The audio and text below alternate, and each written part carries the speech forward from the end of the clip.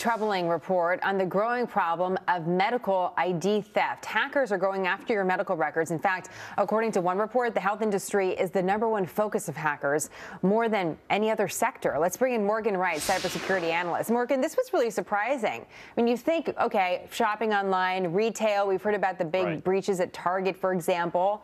Why are medical records the focus of hackers? Because, Jenna, they are the goose, they are the golden eggs that the goose has laid, whereas your records, your credit, and you know what? The market drives this. When you go onto these black market sites to buy records, credit card records sell for 50 cents to $1 a record. Medical records sell for $10 to $50 a record because it has your name, your date of birth, your address, your social security number, physical descriptors, even credit card data. So these have become the one place where the most information about you is usually collected. You don't get medical information, date of birth on your credit card information, but you get all of that in your health record. So that's why they're targeting it. You know, in preparing for this segment, it's not even just about the hacking, going into a system and infiltrating it and getting your information. Apparently, medical professionals are carrying around our data in little thumb drives, and that's just, people are able to steal that. Morgan, what can consumers do if we're not only vulnerable online, but we have people carrying around our information and we don't even know that they're doing that? Well, look, Albert Einstein said one time there's only two things that are infinite, the universe and stupidity, and I'm not sure about the universe.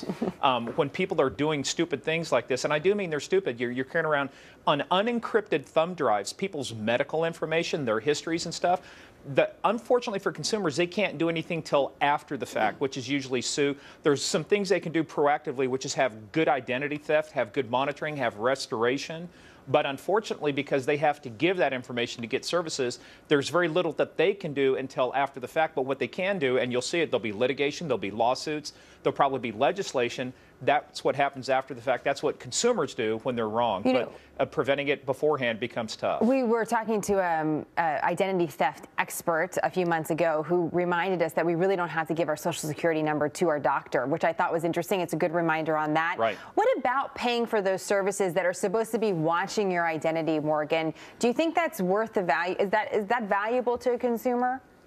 It is, and it depends on what you do. Look, I mean, I've got identity insurance through Kroll and through Legal Shield, and because it has restoration, it's not just monitoring, because you have to monitor more than your credit cards, which is only about 17% of it. It's your medical identity theft, it's your bank accounts, your passport, all of these different things. So if you put a robust plan in place, you at least have some defenses against that. But unfortunately, you know, look, one of the things before I always come on air, you know, I always want to do some research. A couple days ago, Symantec released a big report called the Internet Security Threat Report.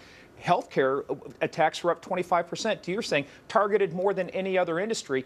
That's what forms the basis for a lot of this identity theft going on, because the more breaches there are of all this kind of information, it only means that right now, 1 out of every 2 seconds, somebody becomes a victim of identity theft. That means this year, Jenna, 1 out of every 18 to 20 people in the U.S. will become a victim, and a lot of that will become from the 99 million records that have been breached so far this year that are all medical records. When it comes to the medical records, not only are birth dates, social security numbers, but also just the content of it, Morgan. Is that valuable to hackers? Absolutely.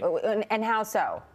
Because a lot of times people want to get services, so they want to get medical services. So the more that they know about you, one lady that I know that lives not too far from me, when her husband died unexpectedly, they found out that his identity was used 10 times to go to local area hospitals to receive services, and he had to have more information than just a name and a date of birth. So this actually creates identity theft because it takes longer, and medical identity theft because it takes longer to investigate, it's harder to detect, and those services cost you far more than a $200 pair of shoes. It always makes me nervous to talk to you, Morgan. I always enjoy it. But the topics, they're really unnerving, and it's important that we just kind of raise awareness, if you will, that this is actually happening.